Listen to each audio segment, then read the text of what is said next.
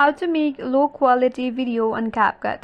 Hey everyone, welcome back to the channel, and on today's video I'm going to show you how you can make a low quality video using CapCut. So without further delay, let's get started with this video.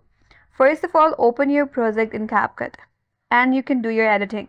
Once you're done editing, now to export your video in low quality, navigate to the top right corner. There is a drop down right here. From here you can change the settings for your video in order to convert it into low quality. Here you can set the resolution to 400p. By default it will be set to 720 pixel. You can convert or change it or reduce it to 480 pixel. If available, you can even change it to 360 pixel. After that, you can also reduce your frame rate to 24. So here is a frame rate. You can reduce it to 24 or lower if available.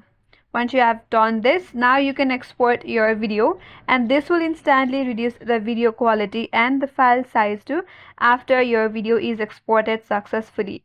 Then you will find your low quality video in your exported folder in your mobile device. So that's the way to video quality using CapCut, and that's all for today's video. If you found this video helpful, do not forget to like, subscribe and hit that bell icon for more tutorials.